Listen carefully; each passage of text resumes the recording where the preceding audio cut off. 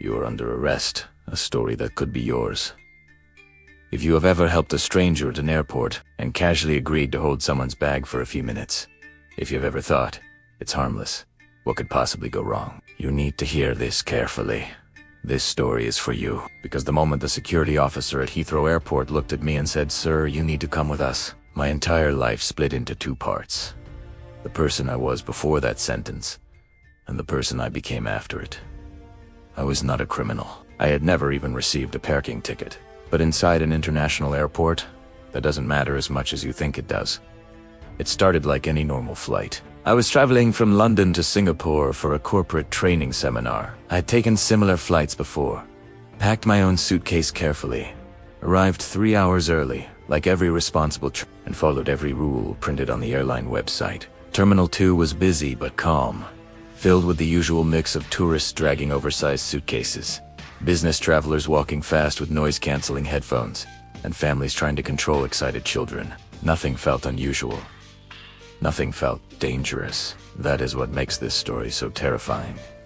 It began with normalcy. After checking in and receiving my boarding pass, I had nearly 2 hours before departure, so I sat at a cafe overlooking the departure gates. I ordered coffee, opened my laptop, and tried to answer emails before boarding. That is when he approached me. He looked professional, mid-40s, well-dressed, clean-shaven, carrying a slim leather briefcase. He asked politely if the seat opposite me was taken. His tone was calm, confident, familiar in the way frequent travelers often are with one another. Within minutes, we were talking about flight delays, airline food, and business travel fatigue. It was the kind of temporary airport conversation people have every day and forget immediately. About 15 minutes into the conversation, he leaned slightly forward and lowered his voice. He said he had a small problem. His cabin baggage exceeded the airline's weight allowance by just a few kilograms, and the check-in desk was insisting on an additional fee. He asked if I could carry one small laptop sleeve through security and onto the plane. He even unzipped it slightly to show documents and what appeared to be a charger. "It's just paperwork," he said casually. "We're on the same flight anyway. You'd really be helping me." I hesitated for perhaps 3 seconds. Not because I suspected anything, but because we are socially conditioned to evaluate requests before agreeing 10 premeta no debt. It felt like a harmless favor between two professionals. He thanked me warmly and handed me the slim black sleeve. That decision lasted 3 seconds. Its consequences lasted months. At the security checkpoint, I placed my backpack and the laptop sleeve in separate trays. The conveyor belt moved slowly, humming under fluorescent lights. I stepped through the body scanner without issue. Then I heard the words that still echo in my memory. Secondary screening. One of the officers had pulled aside the laptop sleeve. He asked, "Is this yours, sir?" And without thinking, without analyzing, without protecting myself, I said yes. That single word sealed everything. The officer unzipped the sleeve, removed the visible documents, and pressed along the inner lining. His expression shifted almost imperceptibly. He called another officer. They exchanged a look that was calm but serious. I felt the temperature in my body drop. They escorted me to a secondary inspection room inside the secure area of Heathrow Airport. The room was small, windowless, and clinically quiet. They placed the sleeve on the metal table and carefully cut open the inner seam. Inside were vacuum-sealed packets filled with a white powdery substance. Primera está redet. It unable to process what I was seeing. One of the officers conducted a field test. The result came back positive for cocaine.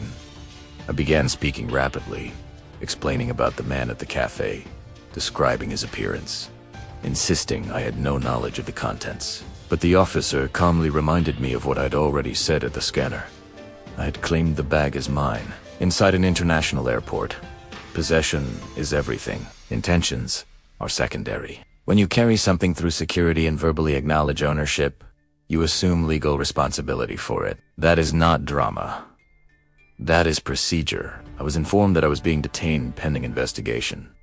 My passport was confiscated. My phone was taken. I asked to call my wife. The answer was, not yet.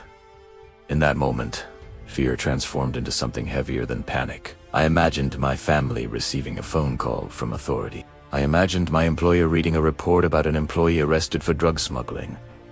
I imagined news headlines. Shame spread through me faster than fear. Security reviewed CCTV footage immediately. The cameras clearly showed the man handing me the sleeve, but they also showed something devastating.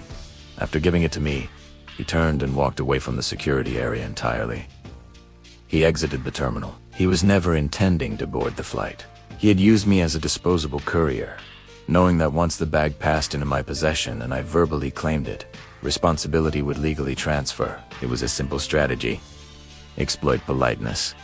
Exploit social trust. Exploit normal human behavior. Airports are full of exhausted, distracted people who do not expect criminal manipulation during casual conversation. Hours passed in that holding room. Anti-Narcotics officers questioned me repeatedly. They examined my travel history, bank statements, employment verification, and digital records. They asked the same questions in different ways, searching for inconsistencies.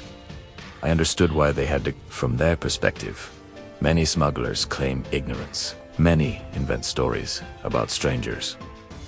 My situation was not unique in their experience. I was just another person caught with a large quantity of drugs at an international security checkpoint. Whether I knew about it or not was something they needed to verify through evidence, not emotion. Eventually, the CCTV footage provided a crucial detail.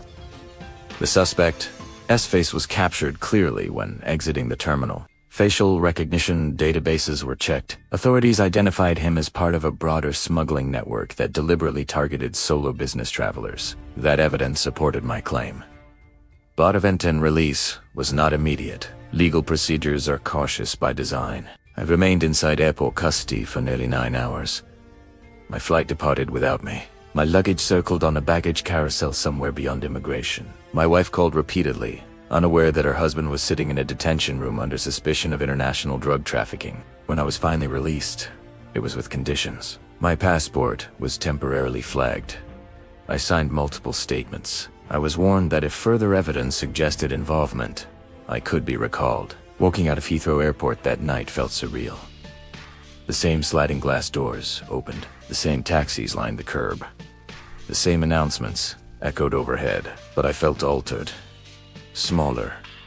Exposed to a reality I had never considered. The man who entered the airport that morning believed crime happened to reckless people. The man who left understood that crime sometimes happens to polite people. For weeks afterward, I replayed the conversation in my mind. Could I have noticed something? Was there hesitation in his voice? Did he choose me specifically because I looked approachable?